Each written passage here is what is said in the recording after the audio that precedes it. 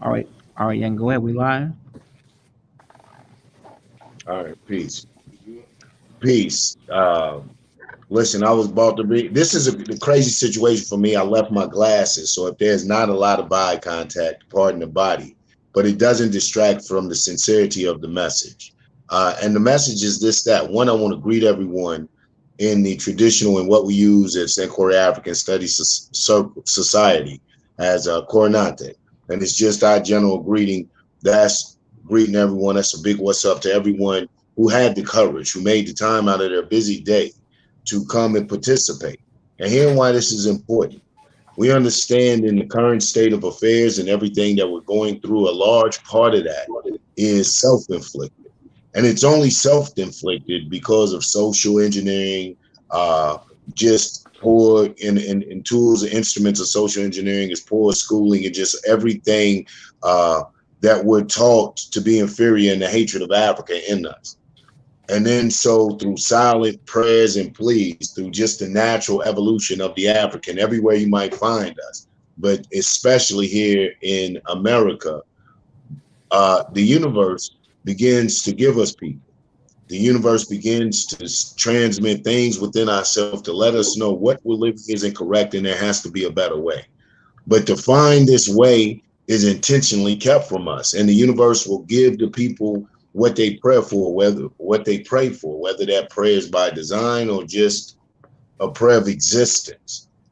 And I'm one who still believes in special people, who still believe in chosen people amongst our race, who you will find other races of people write about these people. They write about their Socrates and their Aristotles, their Jesus Christ and their Muhammad's, while at the same time teaching us to despise the very people who have taken up this mantle of truth and righteousness and of freedom and justice. The call for equity and equality amongst all of us as African people, wherever you may find us.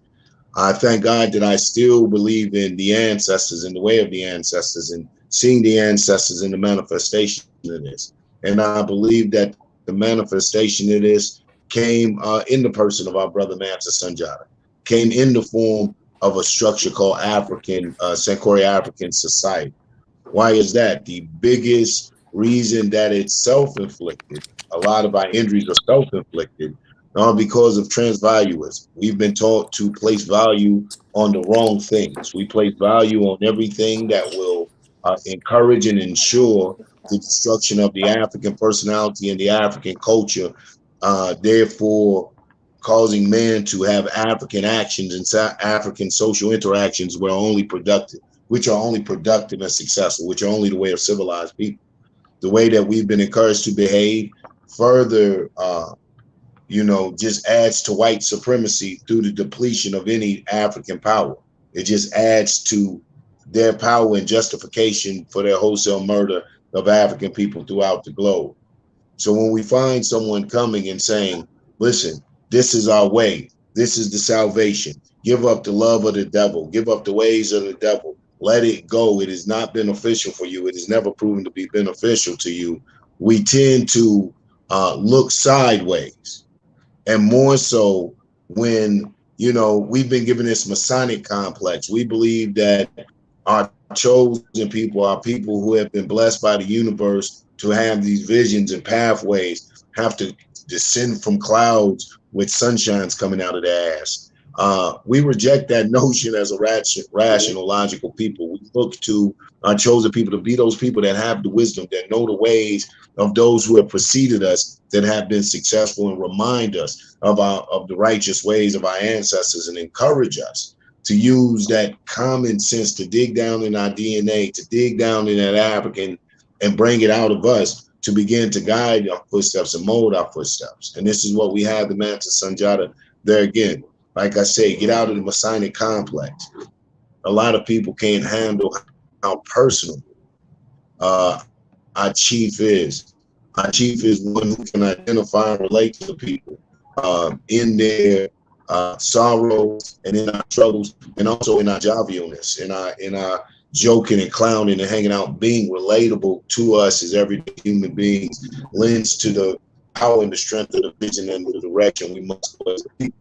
So I just wanted to say that to reinforce and re-encourage our participation I really come together for Sankoria in Sankoria African Society to bring together this fruition of reawakening that African identity, manifest that through getting the hell out of this land and fulfilling an oath that we have made to our ancestors and to our homeland to re-strengthen, to revitalize, to give back to our homeland the stolen resources and our most precious resources, and that are her children, the children of Africa.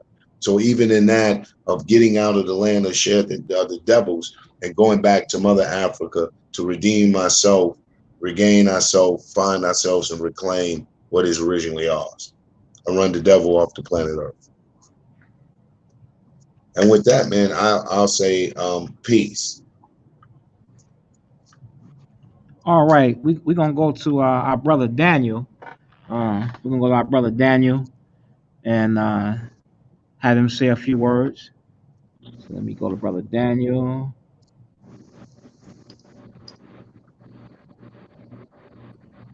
Can you hear me? Yeah, Can y'all we hear me? we yeah we hear you, brother. All right. Peace and blessings. I don't like the word say blessing. Peace to the family. Uh, yeah, we need our own nation. We need our own society. We need to learn the proper way our ancestors acted, because a lot of us, we lost our way. We need the knowledge. You know what I mean? We need classes for sisters, and we need classes for brothers, how to act properly, how to conduct ourselves in the way our African ancestors conducted themselves. And we also need a council of elders to bring balance, because we also got a messiah complex. We waiting for a leader, one leader to lead us when we got to lead ourselves collectively. That's all I got to share, and that's all I got to say. Peace. All right, very. Thank you, brother. Beautiful, beautiful. So, those of you listening on the uh, online on Facebook, on YouTube, uh, we are in the first African village meeting, which will be a weekly meeting. We can come together, uh, debrief ourselves from white supremacy for one day, dressed in African clothes. You know what I'm saying? Have African foods. We'll be in Chicago, and we hope we can break this down in every city as we talk about repatriation. So we one of the key things that we have is a nation can rise no higher uh, than the black woman. And we have the Queens of Africa, which we are getting ready to get started. And I asked the sister to step up and help out because she's a powerful sister. And she's with the UNIA and uh, New Era Chicago. And she's just really strong. I think, she's a good representation of what a black woman should be, a true African queen. So we're going to bring on our sister Toya. And sister Toya, let me bring her on real quick. All right. Yeah, bro, I'm here. All right, sister, you got the floor. Okay, okay. Well, I give honors to you, good brother, and I appreciate what you're doing here, which is what you're always doing is trying to build. So I appreciate the platform. I did listen to the brothers before me. I want to introduce myself to the family. My name is Sister Latoya. As the brother said, I am a member of. I'm an officer of Division 401, the UNIA, ACL, an organization started by the Honorable Marcus Mosiah Garvey. Um, I'm also a student of the Honorable Marcus Mosiah Garvey, member of New Era Chicago, and just all around. Um, I'm an agent for my people. So I deal in education, and that's what I want to talk about today. I want to talk about education in force. Um, so that's why I'll start on as far as what I can contribute and bring. If we're talking about education, which is what I talk about and what I deal with, it's time for us to switch the way we educate our seeds. So I deal with children. I really love teaching children. I've been teaching children for a long time. Um, and that's my field. I definitely know it's hard to repair a adults. It's very hard to repair an adult. So I do focus a lot intentionally on the youth. And when focusing on the youth, I understand that no matter what way we put it, we are sending our children into a burning house when we send them into these CPS schools or any school that's owned and operated by the government. But what do we expect? The same government that did what they did to our ancestors are now their children are doing what they're doing mentally to our children. So my thing is to deal in education and deal with the youth. And when we're dealing with education, we have to understand um, we have to understand that education has to be learned and all that's worthwhile learning. So everything we're learning doesn't benefit them. So we need to teach education from a worthwhile point of view. Um, Garveyism is, to me, the answer to all our problems. But it's hard trying to tell an adult that. So once we get the education part packed down, we must come with force. And so when I say force, force is intentional, it's pressure. They didn't get this powerful without force. And when I say they, I mean white folks. White folks did not become powerful overnight, or they did not become powerful without Right. force. So my thing is, what I want to bring is to re-educate the mind, kind of unlearn and relearn, and then put some force behind it, intentional. So that's my piece. And well, brother, that's all I have. All right. Well, always powerful, sister. Always powerful. She's definitely a powerful, strong sister. All right. So we're gonna go to our brother Monroe. You can get behind the podium, man.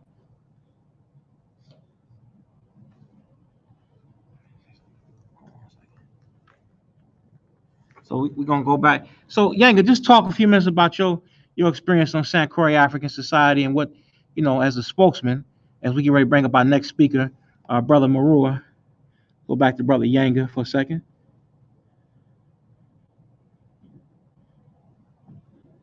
Brother Yanga, you still there?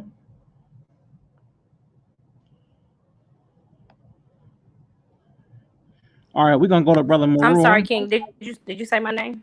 No, I said brother. But yeah, sister, real quick while we bring Okay, on because you're this brother. breaking up, so I can't hear you. Okay, real quick while as we bring on brother Marua, just tell us, what you think a woman, the African woman's role is in the struggle is.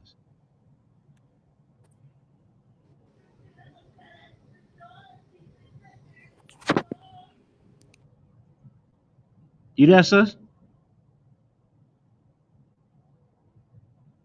Sis, are you there? Yeah, King, I'm here. Okay.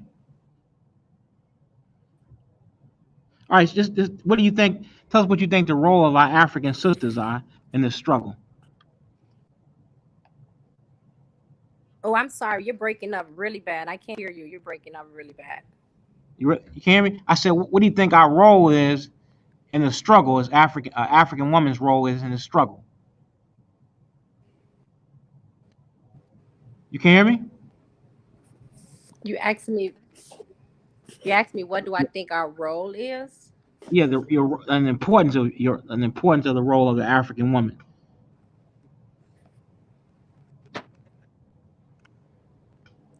Oh gosh, I wish I can hear you more clearly so I can answer your question. Not, But yeah, you're breaking anybody up else really having a hard bad. time hearing me, or just the sister? I can hear everybody pretty clearly. Okay.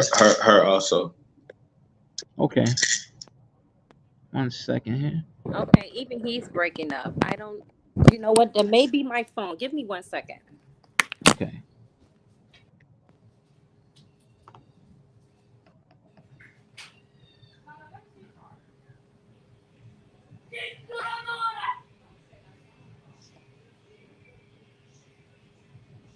Okay. Let's see. That's it. That's there. All right. Well, I tell you what we're gonna do. We're gonna go on to brother Marua, and then we'll go on to brother Marua.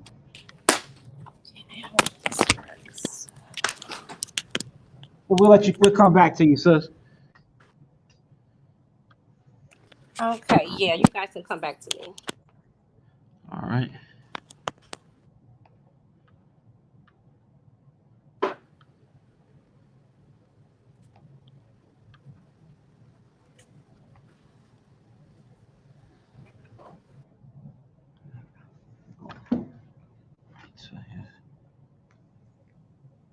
Chief, Yeah, peace. peace. I don't know if you remember me on the west side, Westlake. Okay. Uh, you had the van, correct? You were Yes. hustling. Yeah, Right. yeah. Okay. Uh, so I make sure I keep up. I make sure I keep up with what's going on with the people. I've been behind enemy lines 7 years. It probably been about 10 years since I last seen you. Okay.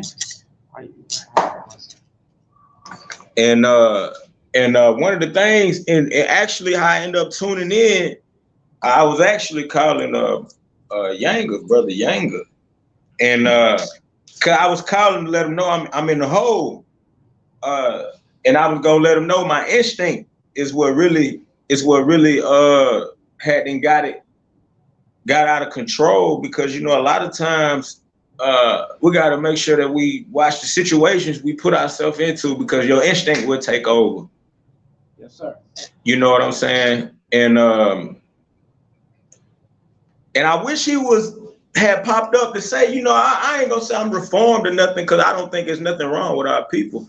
So, but I will, like, I do feel like I am in a more mature state now, to where I'm not head on with a lot of the problems from the oppressor. Being behind enemy lines, you have to deal with it all the time. It's not just when you leave your house. You got to deal with it when you get out your bed. Right. So and it's just one of the things that this was just last week. They do illegal things. They had ran in my room 4 a.m. You know what I'm saying? And they was demanding contraband. I got shot on MLK. I know this will probably jog your memory on who I am. I got shot on MLK, so I be trying to let them know, like, handle me a little bit more gentle, because I know what you're capable of. Right. Well, brother, We we gonna come back to you with we're gonna give we give us a brief update on the prison. I want to go to Brother Marura right now, and then I'm gonna come on, so everybody can mute their mic. All the panels can mute their mic, so we can give Marura undivided. So we're gonna come up, we're gonna open up the phone lines and have a discussion. Everybody can mute y'all mics, please. I'm tuned in. I'm ready. All right, yeah, just mute your mic. Are we bringing on Brother Marura from the UNIA? Right. Greetings, everybody. One God, one aim, one destiny. I say Africa for the Africans, those at home and those abroad. Thank you, Chief, for allowing me to say a few words in this meeting, this African community meeting. It's always a pleasure and a blessing to actually speak to my people. Um, as I was sitting here and I was listening to the brothers and the sister um, who actually spoke before me, a lot of things have went through my head. I think that the title of this lecture is Race First, WS, or White Supremacy 19. And a lot of people have been actually using the term race first. Uh, but a lot of us actually have no idea uh, the depth that means, race first. I hear people speak about if you're on an airplane and the airplane is going down, they say to put your mask on first. Put your mask on before you put your significant other's mask on. Put your mask on before you put your children's mask on. Put your mask on before you put anybody's mask on. Put your mask on first. Put your mask on before anybody else. And that's the same strategy that we use when we talk about race first. We need to take care of our own first. We need to take care of Black people before we take care of anyone else. Unfortunately, Sister Toya talked about the education piece. Unfortunately, we have received a training from our oppressors that runs very, very deep. I call it pit bull training. I say that we act like pit bulls. We have been trained so well that we take care of everybody else first. A pit bull is a dog that, if he's trained right, he's the most loyal, kind, family loving dog that you can have.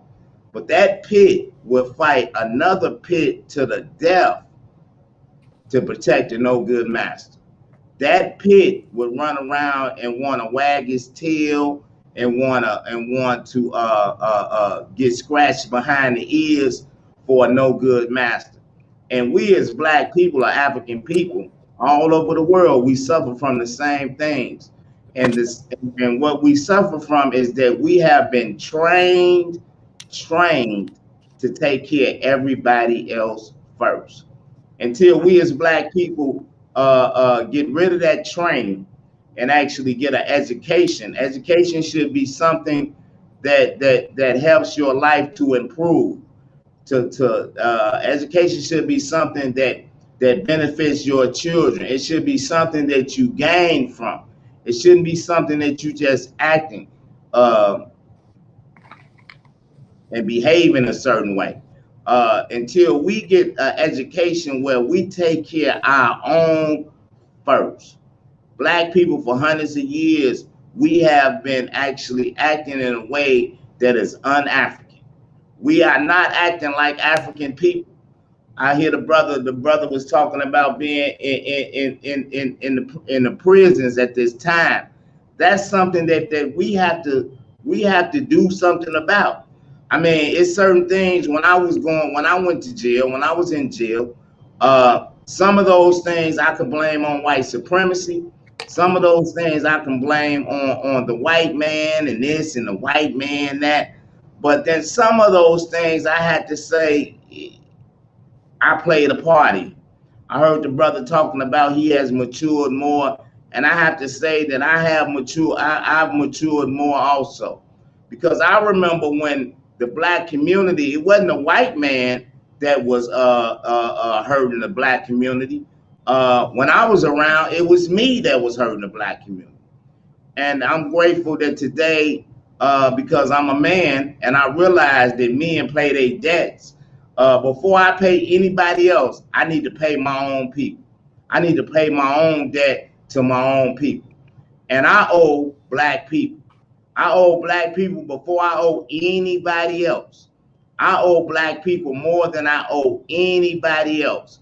And when I look at the conditions in our community, the conditions in our cities, in our countries and nations all over this world, I realize that once we start paying our debts to our people, when we start paying our debts to our people, then our people will improve.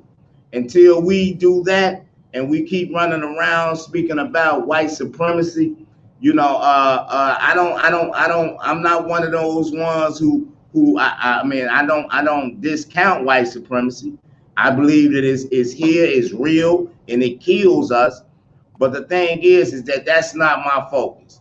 My focus is not white supremacy. My focus is black liberation.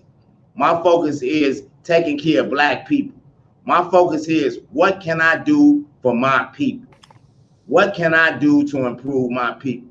I don't believe in running around crying and complaining about what somebody did to me.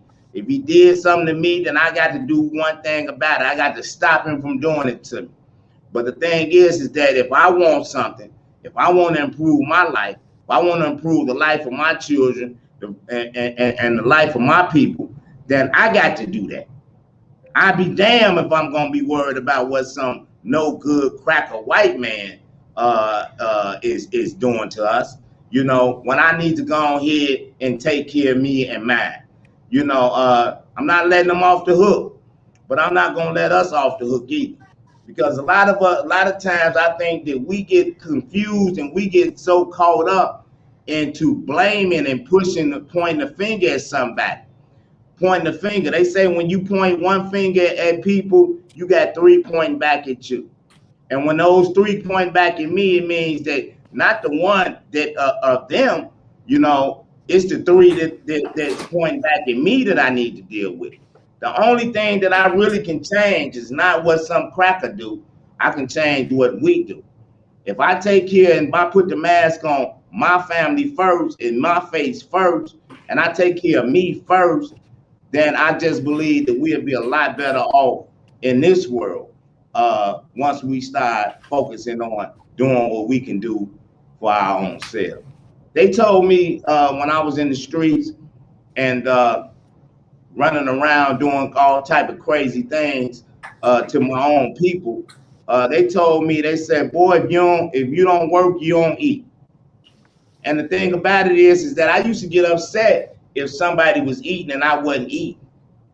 I would get upset if somebody went out and they got the bag or they took care of their own and they came in, and I would have some jealousy going on in me. Like, damn, who they think they is? How they gonna be sitting there eating a big ass juicy steak and I'm sitting there hungry? And I would blame them for doing what they needed to do for themselves because I didn't do it. But I was so grateful when I finally realized that, you know what, I can't blame nobody, man, for me not having what I need. If I got the same thing, God gave me the same things that he gave them to give. The Honorable Marcus Garvey said that what man has done, man could do. Means that if another man can do it and has done it, then you can do it also. And it's the same thing when we look at our communities. We look at the Mexican, we get mad at the Mexicans for being Mexican and taking care of Mexican people. We get mad at the Koreans for being Korean and taking care of Korean people. We get mad at the white man for being white and taking care of white people. I mean, something wrong with that picture, y'all. Something wrong with that picture. I don't need nothing from the white man. I don't need nothing from the Korean or the Mexican. I don't need nothing from them. What I need to do is I need to get with black people in this African society and start taking care and doing things for our own, for ourselves. So when I say race first, it means take care of mine first. You know, I just don't have the time to sit around here blaming white folks or anybody else for doing what they need to do for themselves. As a matter of fact, they supposed to.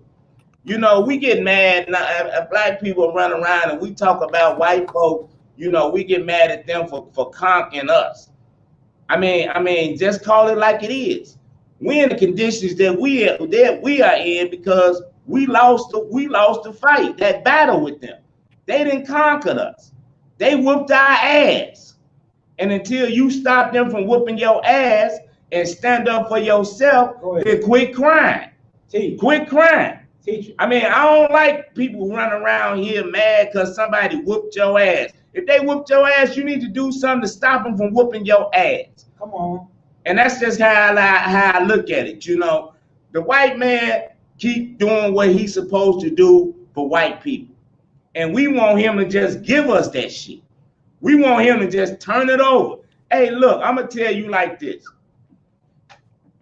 Go ahead, T. I don't care how I let you in my house. If I let you in and I say, you know what, you can come in, you know, come on in and get you something to eat. You know what I'm saying? Sit down. You know what I'm saying? You know, rest your feet. You know, get some heat. You know, you can do this. You can come on in my house, right? I let you in my house and you stay there for a week. Then all of a sudden, right, now you going in my refrigerator. You done got my remote and you changing my TV and shit. And I look at you and I say, hell no, you can't do that. And I smack the shit out you for going in my refrigerator because you and not asking me. You know, you eating the last, you know, the piece of chicken and shit. You know what I'm saying? And I smack the shit out you. Now all of a sudden you want to go on here and do a demonstration about me not being fair in my house. And you start saying, well, you know, You let me in. Well, I'm a man just like you a man. And you get upset with me because I tell you, no, you can't do that. No, you can't. Don't touch the remote. Don't eat the last piece of chicken. Matter of fact, don't go in my goddamn refrigerator without asking me. Come on. And you get upset with me because of that. And you want to lead a demonstration. You want to lead a march. You want to lead a protest in my shit. I'm not gonna go for it. I mean, I'm just gonna keep it real. I ain't gonna go for it. Now, we let the white man, we let people come in and we let them do what we want to do. We let them kill our kids. We let them shoot us. We let them lock us up. And then we want to start talking about how wrong they is.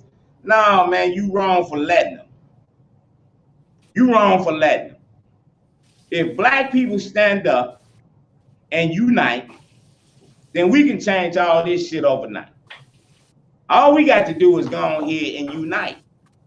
But instead, right, we want to keep running around and being victims. I ain't nobody goddamn victim. I ain't nobody victim. All I need to do is go on here and figure out what is needed for me and do it. Now I'm saying this, and I know some people might feel like, like I'm giving a cracker a way out or something. But I ain't. I'm just on some man shit. I'm just on taking care and doing what men need to do for themselves. That's it. The man who run around asking somebody else to feed his woman and his kids, guess what? He probably ain't gonna have no woman or no kids. Shit. A man who run around wanting somebody else to protect him, guess what? He ain't gonna have shit. Take his shit. I mean, I'm just gonna call it how I see it. So I'm just grateful to be here at this meeting. I'm grateful to be a part of this. Anytime black people get together and start talking about doing what we need to do for ourselves. But the thing about it is that I think everybody on this call is grown. So we got to act like grown people. And grown people take care of their shit. That's just how it goes. So with that, I'm gonna turn it over to the chief because I know the chief got a lot of great information and direction for us, and I'm looking forward to hear what the brother got to say. This is my brother right here. But anybody who want to be on that victim shit and want to keep talking about somebody else and this and that, well, I mean, I don't think you really, understand what it means to be race first. Put the mask on your face first. With that, I'm going to say black power, race first.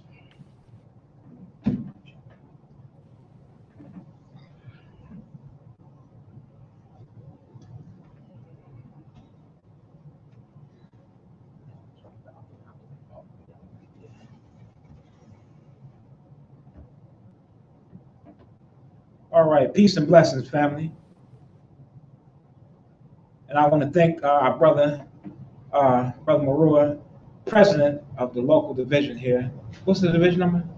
401. 401, Division 401. I'm also a former president of Division 461 in Atlanta. I thank all of y'all for tuning in today to our Sankore African Studies, Sankore African Society's African Village meeting. And it's important when you're in a world of white supremacy, you tend to lose your Africanity. So we give them 1 day a week to tap back in Africa. Those listening in Africa, my brother Lamine Bojang in Gambia, and those in Mali who are listening, Nigeria. Even though you're in Nigeria, your heart is with the white man. Ooh. You long to want to be with the white man. You call me, my brother, I want to go to America. I think America is wonderful, my brother. You see? I think if I come there, I can do so much there, my brother. You don't know about the crime and the carjackings and the crack and the homosexuals.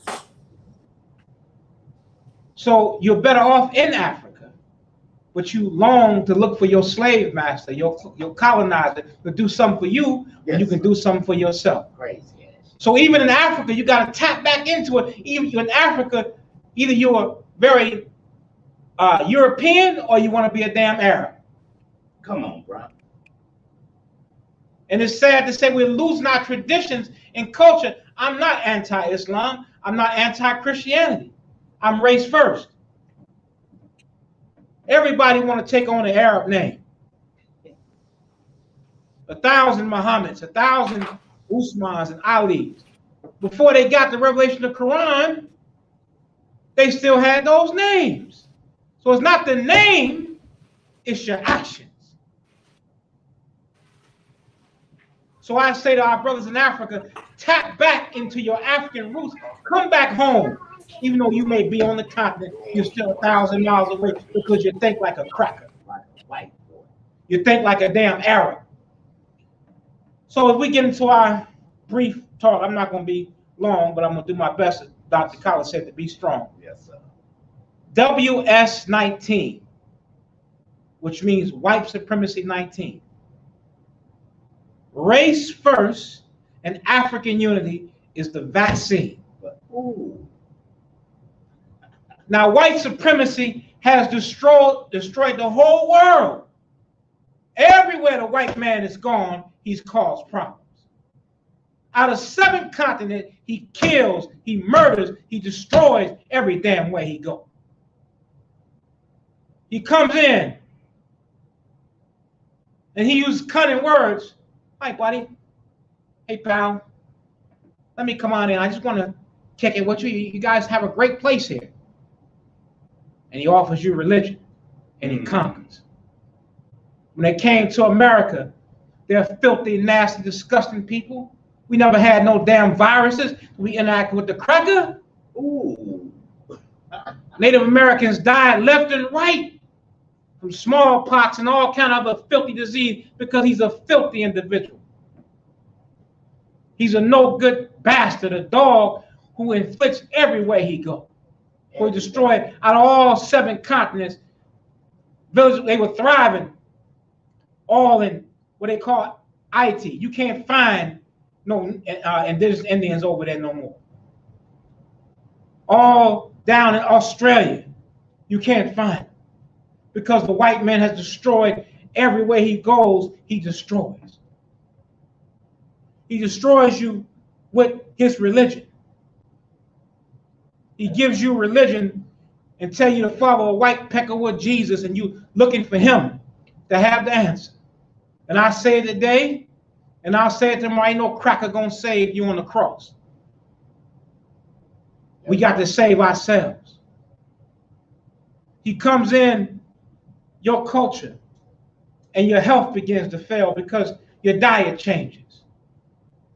We are dying every day because we don't cook our own food. We wait on McDonald's to feed us, Burger King to feed us. Don't say, well, you're a pretty healthy brother, but I'm working hard on making sure I don't get that virus and in that gym every day. Eating my kale salads and working out so I can stay strong. Don't let this big weight fool you. I got them hands. So we're not growing out. We go into the supermarket. They got pesticide on everything. The food not real.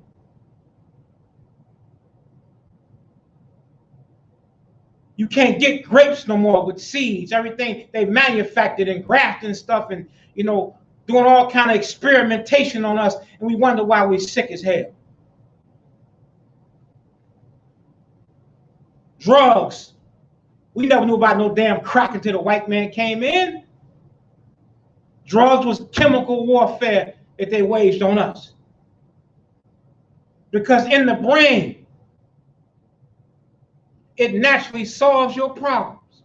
Your body naturally solves its own problems. It heals itself.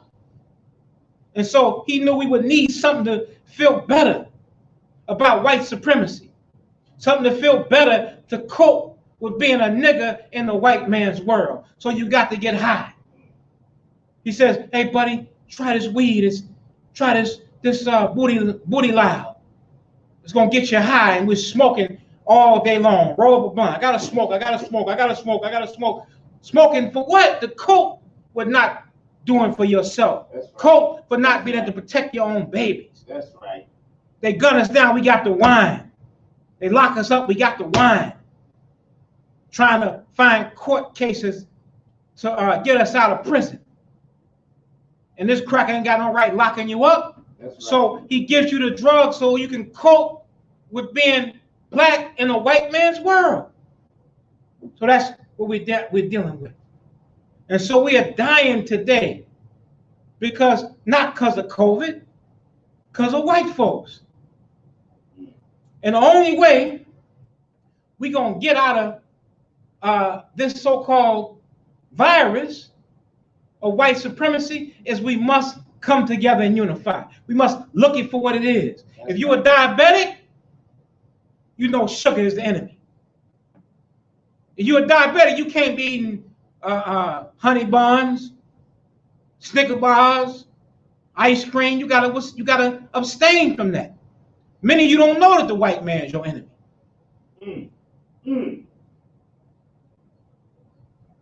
Say that. So when you know who your enemy is, you can deal with your enemy accordingly. And I'm not talking about the little cracker that give you a piece of biscuit and a chicken and pat you on your nigga head.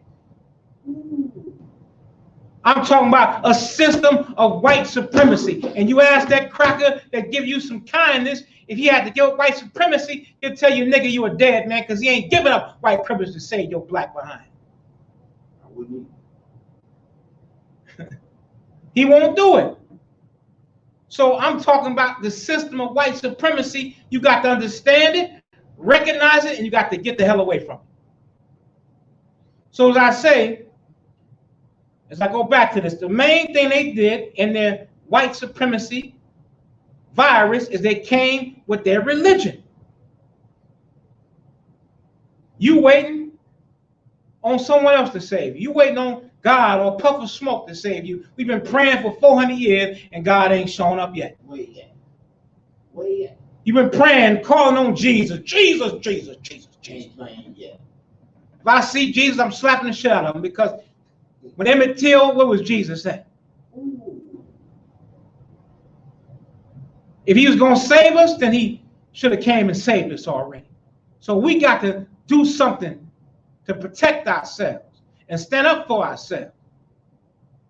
Have your religion, but put it in your back pocket and deal with it on your own time. What's going to get us out of this condition is us coming together under the banner of race first. That's right, bro. Yes, sir. Then we said, oh, Christianity is the white man's religion. We're going to go to Islam, which I have no problem because my family's Muslim. I came up being Muslim. But then we said the black nationalist teachings that Malcolm had, saying the white man's the devil. A cracker is a goddamn cracker. That wasn't good no more. No, now you got to go follow the sunnah of the prophet and speak Arabic. You said, Assalamu alaikum. No, brother, it's Assalamu alaikum rahmatullah barakatuh. You got all into your Arabism. And the Arab was the first to enslave you. The Arab don't give a damn about black people. They come in our community right now today. It's a shame that Chicago got Arabs all over our community selling you pork, disrespecting you. They own everything. We got a goddamn foreign occupation in Chicago. That's right. Every time you go into a store, you got to see one of them sand rat goddamn bastards behind glass. Disrespecting. Even on TikTok, they got the Arab coming up calling black people bitches, and he think it's funny. So you thought you were doing something by running to Islam and saying the Arab is your brother. That goddamn Arab is not your brother. Ain't your brother. No, sir. So we got there. And because Islam was the fastest growing religion in the black community, we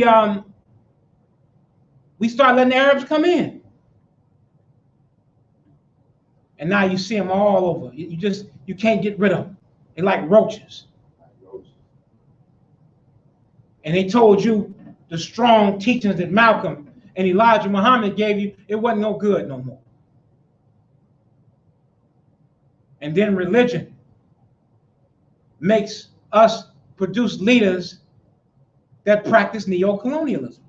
Come on, bro. Come on, man. Come on, man. Now, the thing about African society, and I appreciate the praise that my brother Yenga gave me, and I love it, but I'm not looking to be a dictator. When you have religion and you ain't putting race first in African society, the priests do not run that society.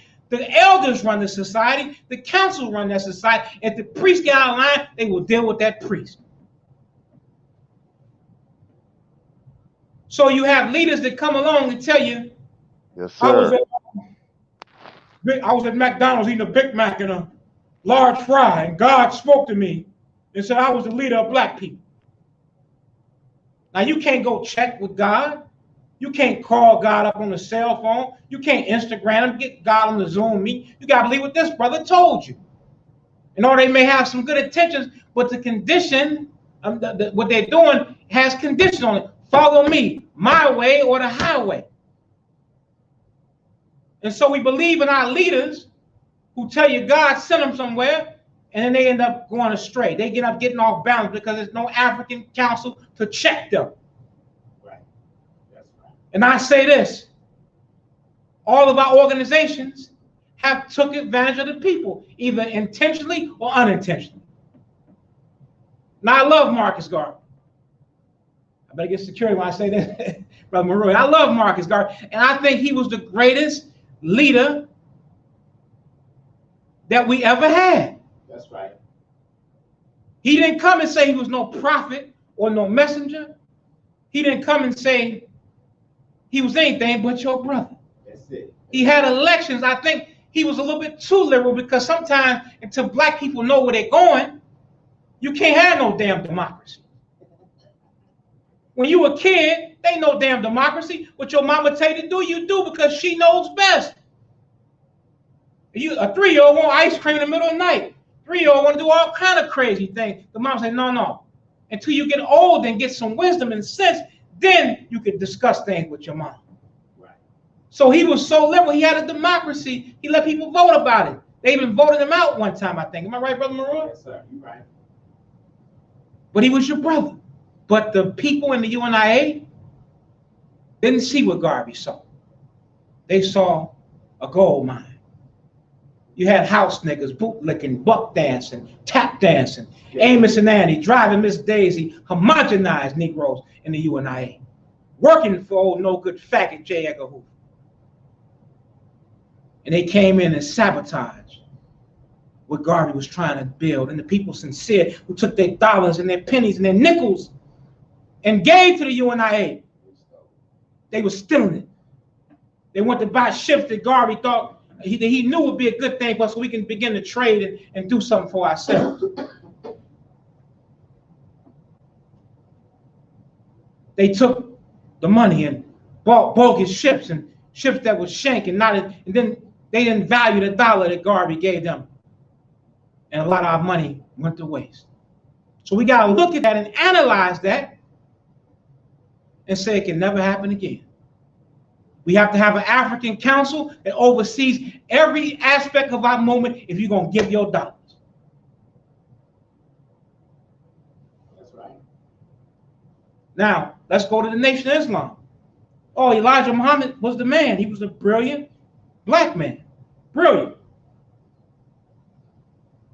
But it was a religious dictatorship.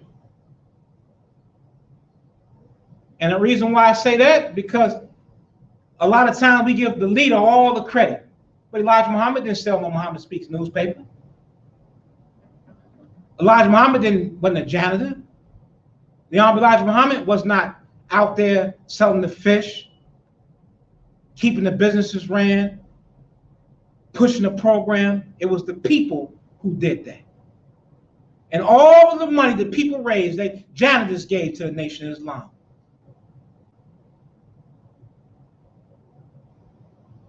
Women who clean up white folks' houses gave to the Nation of Islam.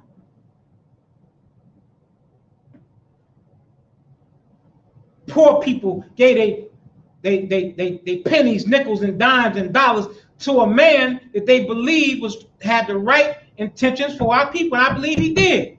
But what happened? His family squandered away. We have nothing today. Nothing. Because of a religious ideology and a dictatorship that we cannot allow to go on in our community no more. You can have your religion, but goddamn, we got to oversee to make sure that you are doing right. You say God told you something, then goddamn it, have God call me and tell me what he told you. I got to verify and check out what God said he told you. No more of that stuff.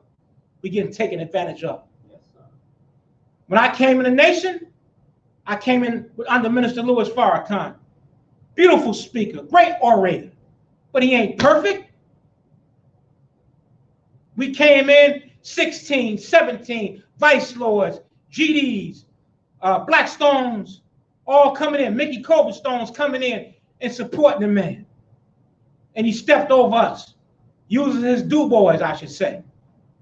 I would guard his house every Saturday. And he never stopped to say, brother, are you okay? How you doing, young brother? Not encourage us to go to school. Not encourage us to get a trade. It's all about supporting him. I came in and saw he had 5 cars, a Mercedes-Benz, Rolls-Royce. He had 2 Benz. Mother Khadijah had a Lexus, and he had a Range Rover before SUV even came out in 1989. And they gave us a Lincolns. And told us to go collect money to get him a limousine. I said, hell no. I can't do it. And somebody can't pull our brother's coattail. He's a good brother, and I love our brother, but if he's wrong, God damn it, you're just wrong. Good speaker or no good goddamn speaker, you still wrong as hell. And you're not encouraging young black men. We need electricians, we need plumbers, they need a trade. We get work done, we got to go to old taco eating Mexican who don't care about our community. So that didn't happen. That was and I think our brother has spoke wonderfully. He's told some good truths. He was strong in his day, and he's still strong today. And I admire him being 88 years old and still so strong. I hope I can just make it to 70 and be strong like that, or 60 and be strong like that. He's strong. But we don't have an African council, which is the vaccine to kill white supremacy. All our dollars go to waste. That's right. And you put one person in the big house, we have nothing. So we have an African council say, Minister Farrakhan, brother, you can't do that. No, sir. You all right? You got a Benz, that's enough. We ain't giving you ain't getting no more Benz now. You keep this Benz here and that's that. No, we ain't buying you no damn Maybach. It ain't happening. You got to be able to say that and put that in check, because it's not one struggle. And then another thing that I see is that a lot of y'all, I listen to you, I love y'all. I know y'all mad at me, I'm sorry. All y'all talk about is how the minister is. Oh, the minister's this. Oh, the minister. He's that, but you that too, brother. Black man, you're great yourself. And the reason why many of you have not shined because you're too busy looking at how great he is and you ain't finding the greatness in yourself. Amen, and you ain't only as great as your people are. If the people ain't shit, then goddamn it, you ain't shit. In Chicago today, the black community is in squalor and filth and fecal matter right now. So how ain't none of us that goddamn great? And so when you realize you great, we can come out this condition and fight white supremacy. That's right. Stop bragging about because he speak well. We got to achieve something. We're dying every day in Chicago. Find that greatness in yourself. You're great brothers and you're great sisters. So that's the thing. We got to wake up and realize that you're something special. African, you're great people. This crack only been here for a few years. This crack has only been here, you know, he's new on the planet Earth. Ain't nothing special about this white man. So as I get ready to wrap it up, and I want to say that separation is the only true solution for our people. That's right. That's right. And you hear me say this all the time. If you had a daughter, and I said the last time I was here, Brother Moore heard me say it 1,000 times, you're going to hear it again, goddammit, because you ain't sinking in. You still want to integrate with Master. You still want to follow Biff and chuck around and get you a white woman. If you have a daughter and your daughter comes to you, or your son comes to you, and he says to you, she says to you, Dad, this is my fiance, Chucky. And you say, oh, Chucky, how are you? Shake hands with Chucky. What's your intention with my daughter, Chucky? Because you know you got them slave names. Well, I want to marry your daughter, sir. I love her. I'm going to treat her right. You want to know what kind of job he got, what kind of financial resources he has to take care of your daughter and support your daughter. Who are his parents? What kind? If you're intelligent, this is what we used to do back in the day. Now you all just go get a man and you shacking up with him immediately. You don't bring him home to your father no more. You got that from white folks. I'm gonna get in that in a second. So you talk to the guy and you say, okay, well, he seems okay. I'm gonna give you my blessings to marry my daughter. Then she comes back 3 months later. She got a black eye and say, Dad, Chucky hit me in my eye. What advice do you give her? Should she stay in that relationship? What'd you say, Brother Moreau? No. No, bro. No. So why in the hell are you gonna keep telling black folks to keep thinking it's hope here with the goddamn white man? He ain't got no financial plan for you. We built America. We work from sun up to sundown. They can't see morning, they can't see night. We built their businesses. Most of the Fortune 500 companies today were built off of our ancestors. Bank of America, Chase Bank, Brooks Brothers Suit, so many corporations, but we got nothing for that. Not counting the inventions. That's right, brother. We got nothing for our hard work and our labor for over 400 years. So why do we keep giving white folk chance after chance after chance after chance? God damn it, there is no hope with you and the American white man, or any other white man for that matter, or Arab.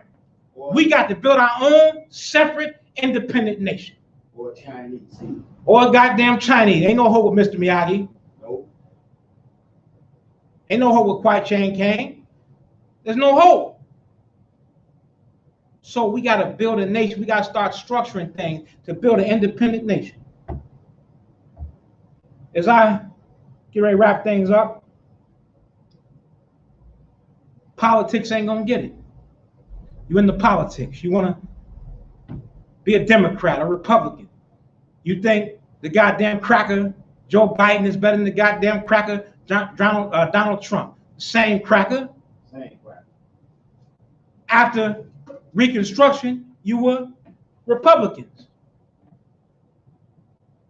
That was the party to be in, a Republican. Then you became Democrat. Ain't no hope with that. So I'm saying to you, what I'm calling for right now is a plan called Repatriation 500. In Sankore African Society, we are working on repatriating 500 families to Africa within the next 5 years. In order to do this, you got to go through the training, because you can't go over there messed up like we are today. It's going to be an African language class. They're going to be classes to get us back right how we need to be. They're going to have classes over there too, because they messed up over there too. We can't romanticize it. Now we're going to have classes to bring us together, and you'll be adopted by that family. You'll work with that family, and then we're going to make this happen within 5 years, because we got to start having the exit strategy out of America. It ain't going to happen overnight. The Red Sea is not going to part. We just going to all go over there. How did America get started? It got started with the Nina, the Pinta, the Santa Maria, and the Mayflower coming over. A few hundred crackers coming over the time. Next thing you know, they were coming like roaches. And now it's over 200 million people within a 400-year time frame. That's how we got to do it now. With the internet, they didn't have the internet back then. They didn't have YouTube. we can make it accelerate. And we go to Africa and we start building up Africa, and you start seeing how beautiful it is. Ain't no crack over there. They ain't going for the homosexual stuff. I'm telling you that right now.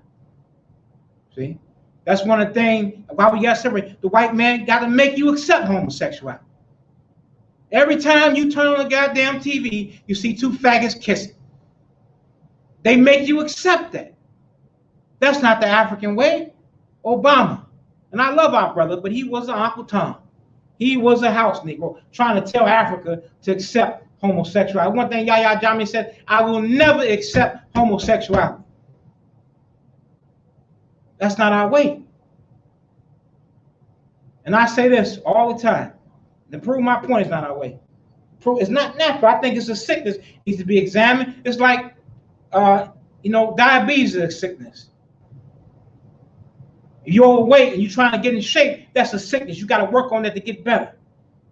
Homosexuality is a sick. We can't accept it. We don't have to hate the homosexual. We hate the actions of homosexuality. And I say this. You take all the homosexuals and we say we're going to send you over to butt buddy land.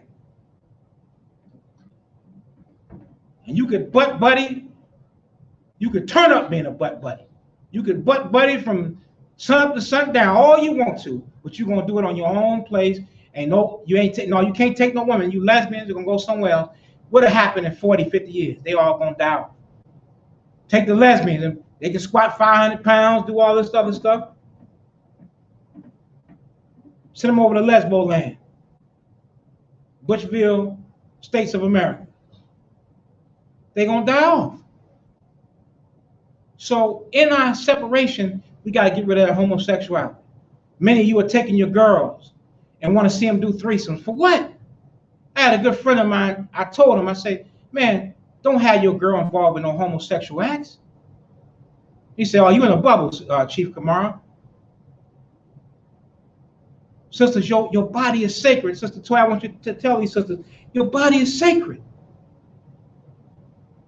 So by the time a young girl is already here, she's already, molestation is rampant. We got to start telling child, if you hurt a child, a lady, we will cut your goddamn head off. And then she has no value on her body because she don't know she's a queen. This is what the Queens of Africa designed. So by the time she's 11, 12, she's sexually active. By the time she's 30, I slept with the Green Bay Packers, Chicago Bears, the Bulls, the Knicks, everybody. And now regular sex, now you got to lick booty holes and do all this crazy stuff. I remember 40 years ago, you couldn't even ask a black woman to perform oral sex, they'd knock your head off. Yeah. Now look at us. And we are driving our women into homosexuality because you want to see a woman with another woman. Hell no. That's right. So in this separation, we're going to elevate our black sisters and put them in the rightful place, as queens as they should be. Sisters, it's got to be done. You're the key to this success. A nation can rise no higher than the woman. When you teach a woman, you teach a nation. So that's very important. So as I get ready to close up and say, an African proverb, when two elephants fight, it is the grass that suffers. Yeah. And as you look today, with with the brothers and sisters fighting, they talking about polite. And I'm saying to you, again, that religious neo-colonialism. Following people with no checks and balance. If there's an African council, you can make sure he's right and exact. So I want y'all to contact me for this African council. But we're fighting today. Our brother Sanetta, they're attacking them. All on YouTube. Look how we talk to each other. Nigga this, nigga that. Call each other bitches and just the disrespect that we show each other. Where's that unconditional love? We got to love black people because if your black brother ain't right, he's been made sick. because of white supremacy. And that unconditional love is part of that vaccine, to love your brother, no matter what he is. Now, I'm not don't get me wrong, I'm not excusing child pedophilia and molesting a child, because we're going to love you, we're going to kill you for that. We got something that's right, so we say the statement of love, and we whoop your behind if you bogus. So we're going to love you. Tough love. Say the statement of love over you and chop your goddamn head off for hurting the child. We can't tolerate that. But any other mistakes that we make, we got to be forgiven. Stop talking about black people. And what I said about Minister Farrakhan, I hate, because I love our brother. I love our brother. But we got to have that unconditional, undying black love. So as I close with that, and we're going to take your questions and comments. We're going to have a discussion. Thank you very much. Thank you, bro. Thank you. Yes, sir. Yes, sir. All right. I'm gonna open up the I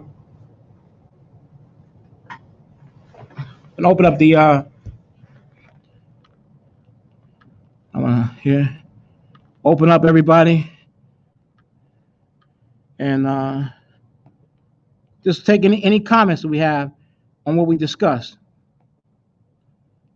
All right, everybody still there? We got any? Brother Dan, you wanted to say something?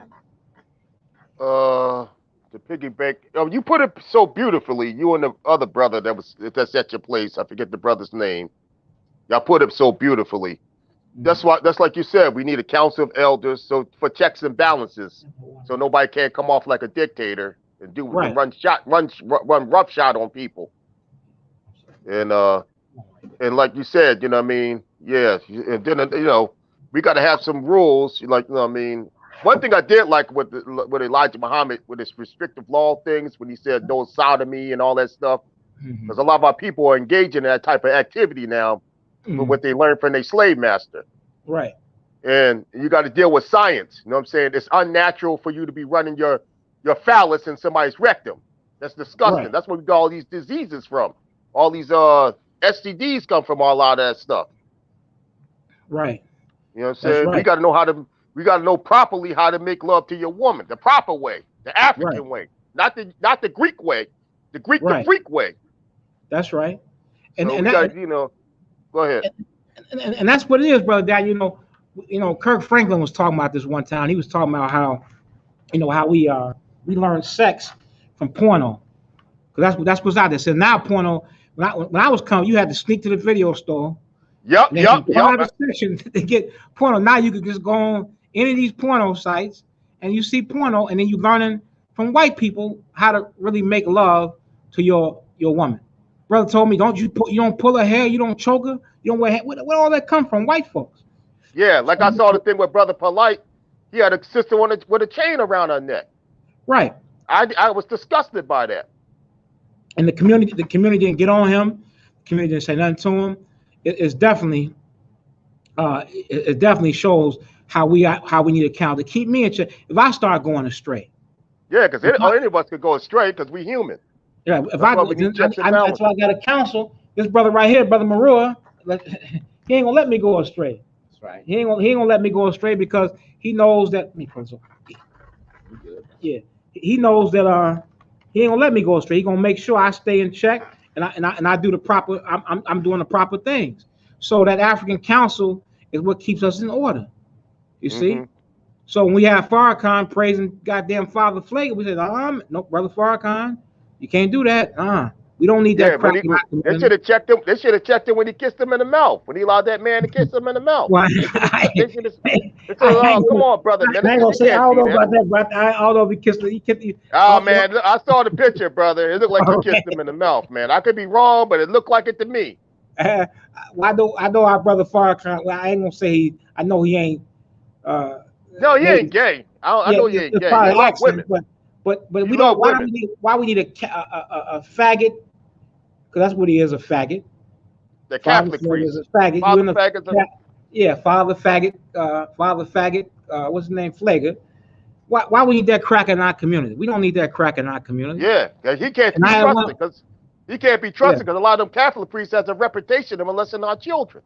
That's what a lot of if you do a study on people who practice homosexuality, a lot of them been molested.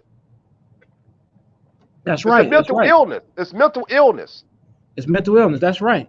We don't hate our brothers and sisters. We want you to get over that mental illness. That's all we're saying. That's right. Get back to the natural way, the natural law. That's right. This is unnatural. It's not natural for you to be with the same sex.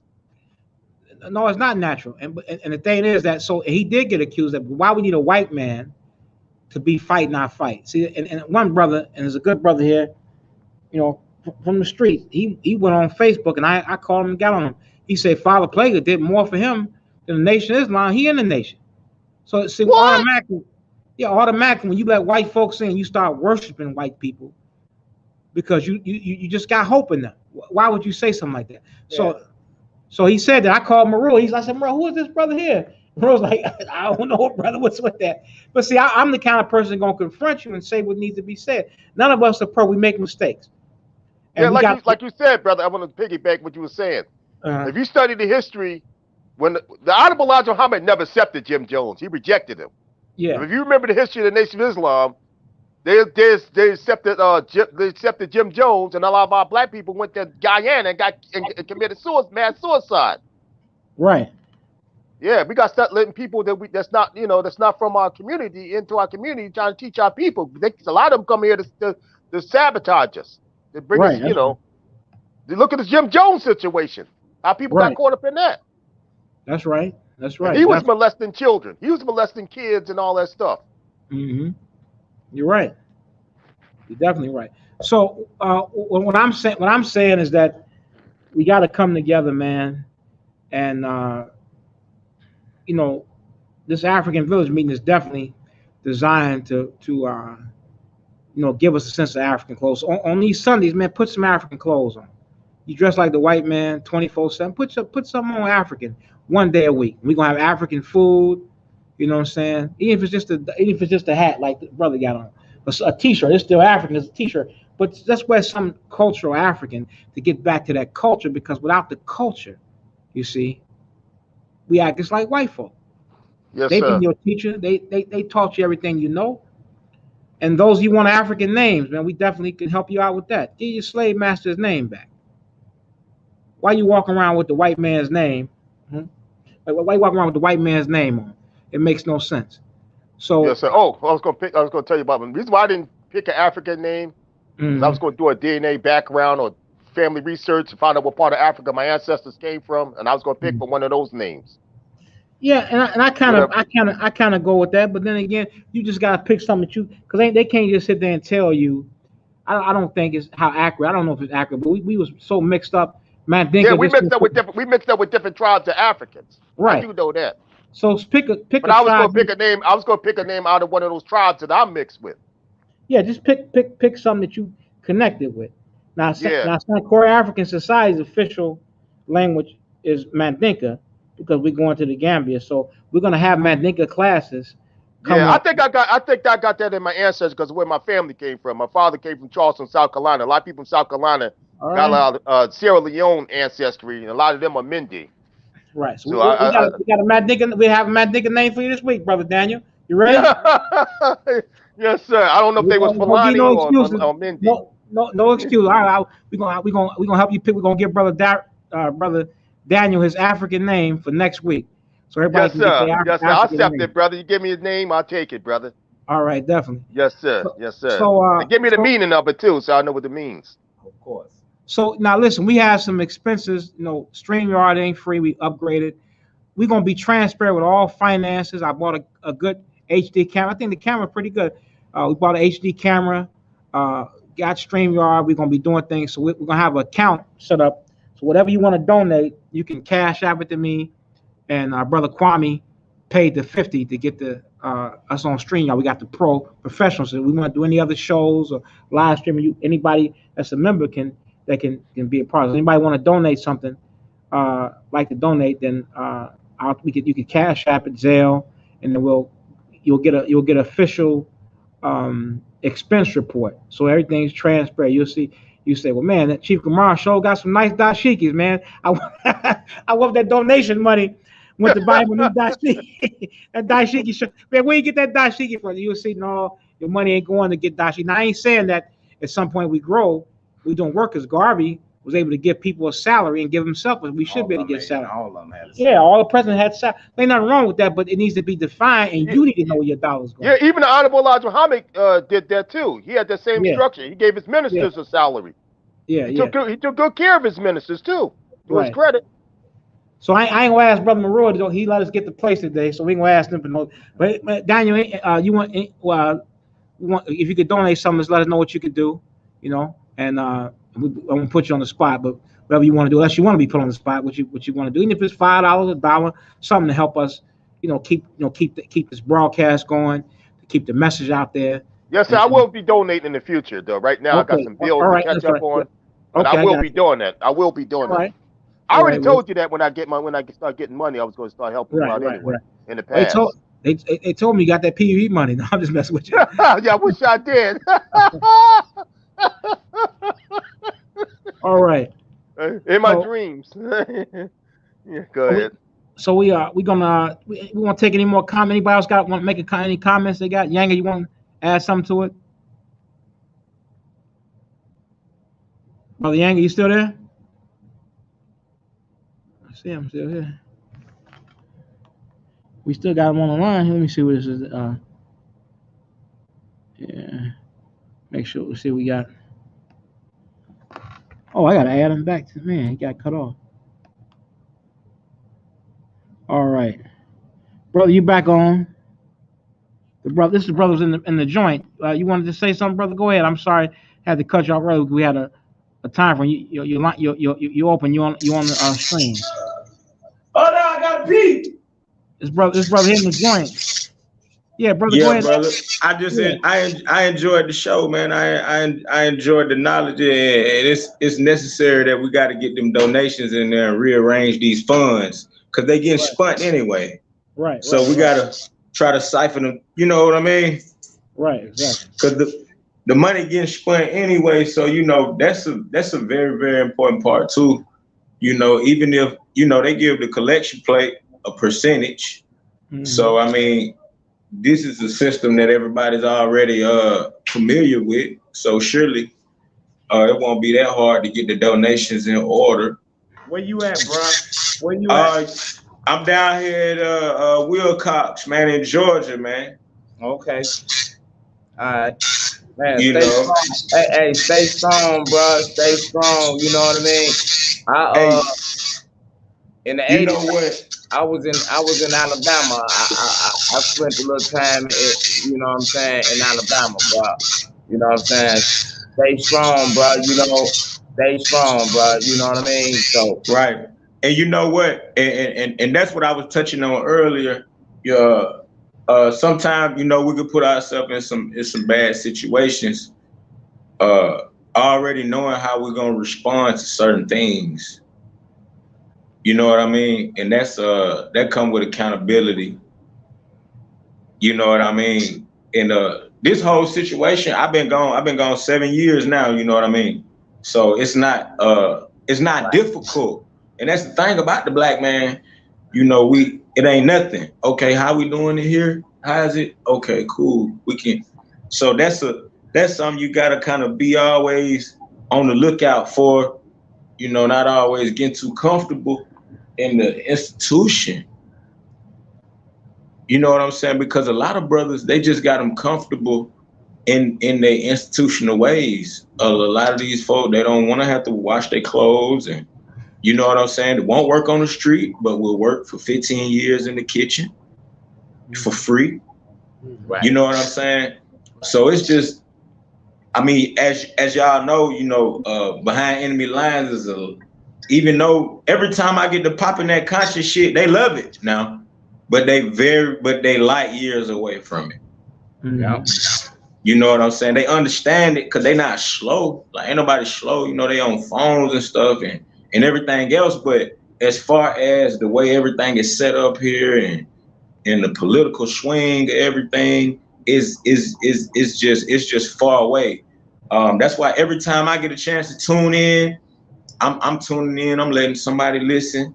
I'm anytime because this what we got to this what I'm when I was in Open Dorm, I would have about 15 people listening to the podcast that Brother Younger had set up.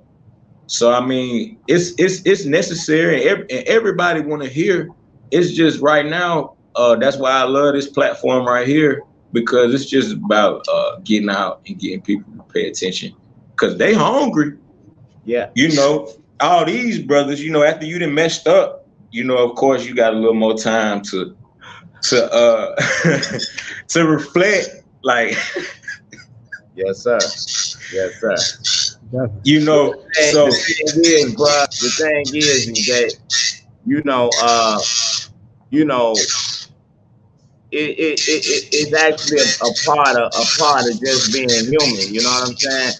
We learn from our experience. The thing about it is experience. They always say it's the best teacher, but it costs the most.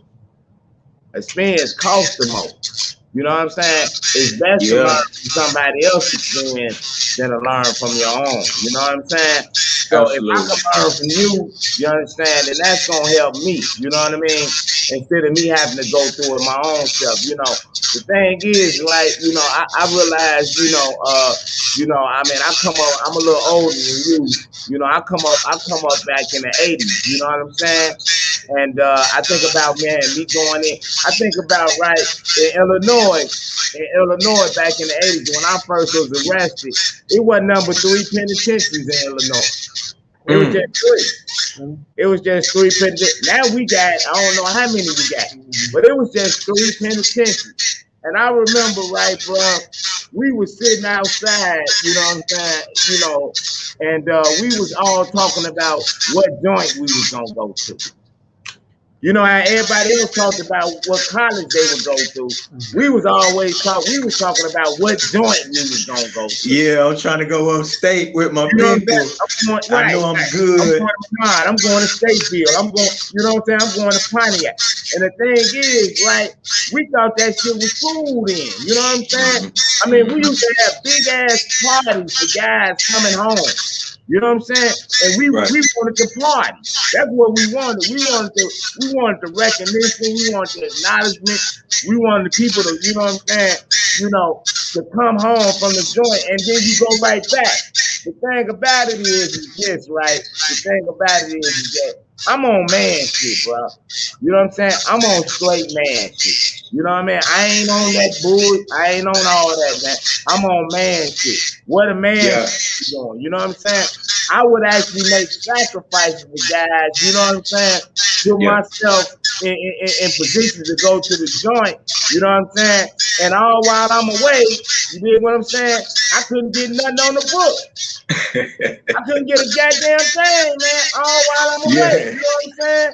You know what it is. And I'm sitting around. I come home, and now everybody want to come through. They want to hit me with this, hit me with that. But you ain't gave me shit. And then my shorties, because once I start having children, you know what I'm saying? Then y'all ain't even look out for them. You dig what I'm saying? But the thing about it is that I would do that, and I would do it over and over again, repeatedly. You know what I mean? So it was a trip when I had to learn that loyalty, first of all, start with self first. You know what I'm saying? Loyalty start with those who being loyal to me. You know what I'm saying? I remember, you know what I'm saying, back in the 80s, we was throwing bricks at the penitentiary on for dope cases. You know what I'm saying? That's what we was throwing. You know what I'm saying? While they were figuring out their laws, man, was in and out. Man, and the thing is that all while I was doing that, right? Every time I got locked up, bro, I was always calling people who didn't have nothing to do with that type of life. You know what I'm saying? My mama was never into selling drugs. You know what I'm talking about? Every time I got locked up, you know what I'm saying? I'm calling mama to help me. You know what I'm saying? Hey, mom, can you put some on my book? Hey, mom, can you put some money on the phone? Hey, mom, you know what I'm saying? This or that. She was never into that shit, man. She was never into it. Right. You know what I'm saying? I'm calling, when mom ain't having it, I'm telling her to call my auntie, who was a church woman. You know what I'm saying? Can she help me? the thing is this, right? I had to learn, man, that once I got out, it was up to me to stay out, though. You know what I'm saying? You know, I told my son, I was a single father, man. I got 3 sons. I told my son, I said, when they was, young teenagers and shit, I told them, I said, hey, man, there's 3 things that I want you to always do. And if you do this, you're going to be successful. There's 3 things. I told them the first thing you do is don't die. Don't get killed out here. You know what I'm saying? Always stay alive, no matter what. Stay alive. You know what I'm saying? If they doing something, you can lose your life. You know what I'm saying? And you can lose your life. You know what I mean? Then you might not need to be doing that. Stay alive. Come home. Stay alive. You got to stay alive. You did. The next thing I told him was don't catch a case for nobody. You know what I'm saying? I'm talking about nobody. Don't catch a case. That's not to say that I won't catch a case now. You know what I'm saying? But if I catch a case now, it's because I had to. You dig what I'm saying? You know, I mean, I had to. I ain't finna just, you know what I'm saying? And I told him the last thing, and Chief Kamara talked about that, man. You know what I'm saying? And the last thing is watch what you putting in your body, man. Don't be getting high on that shit. You know what I'm saying? And I told them all, right? I said, if you do those 3 things, right? If you do those 3 things, you got a chance. You could be successful. You know what I'm saying? You could be successful. I ain't catching a case for nobody. You know what I'm saying? I ain't going, you know what I'm saying? Now, if you hurt one of my kids, you hurt one of my family, whatever, then it is what it is. You dig what I'm saying? You know what I'm saying? I'm going to stay alive. You know what I'm saying? If I'm dealing with a crazy ass woman, you know what I'm saying? And I end up knowing that I'm going to get into it with her, then I'm going to get into it with her brother, somebody probably going, you know what I'm saying? Then I might need to leave that alone, you know what I'm saying? And I ain't doing shit that I can't read the ingredients on, bro. You know what I'm saying? If I'm buying some shit I can't read the ingredients on, I ain't doing it, bro. You know what I'm saying? I don't know what the fuck in that shit. You know what I'm saying? Why I'm gonna do it, you know? So, bro, I just wanted to tell you, bro, you know what I'm saying? I'm glad to see you here. It wasn't like that when I mean, we couldn't do all this. Y'all, you know what I mean? But still though, bro, man, keep in contact, man, and we brothers, you know what I'm saying? If we can help you, you know what I'm saying? I'm quite sure Chief just feel the same way I feel, man. We gonna do it, bro. You know what I'm saying? Yeah. All right. Yeah, well, definitely. Absolutely, man. Peace, man. I appreciate y'all. Yes, sir, bro. Peace, bro. And definitely help. You know, I definitely the last few months took a step back when I felt blood pressure going up, and I've been working really hard. You know, in that gym, watching what I put in my body. We gotta really all be there for each other because it's so easy to eat the wrong type of stuff, not to exercise. We all, and when you're in a joint, when you lock up in a joint, you got to work out. Everybody, we got to be exercising every training. other day. I'm every other day with it. Yeah, we got to be training and working out, making sure we getting exercise, hit that iron, doing calisthenics, practicing our fighting technique. That's what I do. I run Right. about 2 miles every other day. It got to be a Wilcox because ain't no telling. You know they got them poles up there. They got them shanks on deck. So you got to be. Well, you know that's what hadn't just happened. The police, they hadn't just ran up on me about 4 a.m. and I begged them. I tried to do the right thing. I begged them. I said, please leave me. I said, go. He said, man. He said, give me them phones, man. It's 4 a.m. I said, man, please, Sarge. Just go, you good. Because I already know how I'm going to react. I'm not giving you nothing. Right. Right. These things, they $2,000. So they can't even afford it. Right. So I told him, I said, not to mention he's a queer. I'm like, look, man, go on somewhere, man. So he said, man, get what he say? I'm finna spray the whole room. So I took the base from him and yoked them up. You know, so I got assault on staff and everything worked out because I've been down in this one place. I don't really speak to these folk much. So they don't know, oh, you've been shot by the police. That's why you kind of keep away. But Like they've been seeing me enough and not hearing me to where they was like, look, man, whatever happened down there in that cell, because you know you're not supposed to be in nobody's cell 4 a.m. by yourself. Right. So they was like, whatever happened in that cell, man, don't let it happen again. You know what I'm saying? And everything is about commerce, because then the police turn right around and this is one of the phones right here. Turn right around and sell me one of my phones back. Yeah. So that's the kind of, and of course they're all black. You know what I'm saying? Like all the sergeants, lieutenants, unit manager, the warden is white, but everything, the way they got their hierarchy set up, if you white and you work here, you are just a key turner. Right. Cause ain't nobody gonna keep the black man down like the black man. Oh yeah. It's written all over the walls. So yeah. I was lucky enough, man. I just let them know, you know what I'm saying? I got a little trauma. You know what I'm saying? I was like, I didn't know what was going on and I was afraid. So they decided they weren't gonna press no charges on me and just want me 30 days in the hole. So that's just the type of struggle that we have to deal with these days. Yes, sir.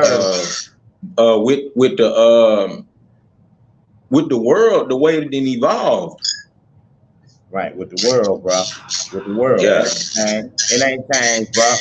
Unfortunately, it ain't gonna change till we change it. You know what I'm saying? You know what I'm saying? It ain't changed, bro. You know what I'm saying? Thing is that you got 2 eyes to see everything before it get there when it get there, bro. You got 2 ears to hear things before it get there when it get there. 1 mouth so you don't talk too much. You know what I'm saying? And the thing is, bro, go ahead and keep seeing with that 3rd eye. You understand? Because that's the only way you're gonna be able to maneuver your way up out that shit, bro. Straight up on everything, bro. On everything, man. You know what I'm saying? It green. I played it a green. I played it so green. Right. You know. So right. You got to, because if you know too much, then they want you gone. Like they're not gonna let you sit around and do what you want to do if you know so much. When they tagged me, they had them tag me last year, and I was telling them, you know, I'm not blood. I'm not blood. I'm not blood. I'm telling them a million times. They're like, all the bloods listen to you. So I guess I don't know who they talk to, but I pulled up on the gang, man, on some aggressive, like, hey man, untag me before we have a problem. Right. Everybody up here telling you I'm not blood. Y'all, I don't know what y'all trying to do with me. And he said, well, won't you just sign this tag for Black Panther? I said, I'm not signing no tag for that, man. Right. This the games that because they black, everybody black. So, and this is another thing, the influences, the same people that influence the young black people are influencing the police too. So it's not like you can't out-slick them, because they hear, like, if you ain't get it from the street and you just, you know what I'm saying, you just getting it through the world, oh, they got you. Because they getting it like that too. Right. Same thing, bro. Yeah. It's the same thing. They're studying the same book. So if you ain't tapped into what's real, you in the toilet bowl. Yes, sir. I think about in 84, right? They got me on the street. I mean, you know what I'm saying? I was young. I was 14 years old, riding a bike. You know what I'm saying? Police stopped me on the streets, right? They wrote a gang card on me. You know what I'm saying? They wrote a gang card on me. They gave me a tag. You know what I'm saying? We was allies. You know what I'm saying? I gang banged for 30 years, bro. You know what I'm saying? We was allies with the guys, but I wasn't one of them, though. You know what I'm saying? Right. Man, do you know that motherfucking thing, bro? That gang card that they wrote me, it carried me all the way till I was 40 years old. Still the same. You know what they told me? An act of Congress to get it off. That's it. That's it, bro. An act of Congress, bro. And I'm like, you know what I'm saying? For one thing, you know what I mean? To become plug, you had to, you know what I'm saying? You had to be, you couldn't just be plug. Motherfucker could just wake up and, you know what I'm saying? You know, I'm like, man, come on, y'all just made me plug, and I ain't even, you know what I'm saying? Man, come on, man. So, yeah, bro. Yeah. Hey, bro, and it's rough. So they transfer you with them and all. So I'm constantly having to play green. Like, don't transfer me in no gang war. That's right. I ain't nothing, man. I'm sitting back. Right. Yeah. I'm doing my time. That's what I tell them. Yeah. All right, brother. It's good to see you again too, brother. Peace, bro. Yeah. Yes, so sir. what we're gonna do now is got about some background noise. Let me see. Yeah, brother. All right, what we're gonna do now is we're gonna end the meeting. We'll be back next week. Be back next week. If you're listening, you can join us next week. So be on the lookout. I'm sorry, this can't. You be on the lookout for Be on the lookout. I most definitely, as long as it's possible, I'll show. And this is our first thing. We're gonna get better next week. We're a little bit late start. I'm glad I could catch it. Then it's an honor. The first ones be back next week. Bro, Daniel, thank you, brother. Yes, sir. Thank you, Chief. Yes, All sir. right. Thank you. All right. Thank Peace, y'all, my very, brothers. Peace, my brothers. Peace, my Thank y'all sister. I very don't know much. if the sister's still on there, but peace to everybody. We'll be back next week. All right. Thank y'all very much as we end the Sankore African Society African Village meeting. Thank y'all very much. We definitely should have poured out libations for the answer. That's something we didn't do. So we definitely We could do that next week. We could do that next week. Definitely. All right. Oh, you want to do it now? We could. No. We'll do it next week. Yes, sir. Okay. All right. Black Power, brothers. I gotta go. All right. Black Power. All right. Black Power. Peace. Peace.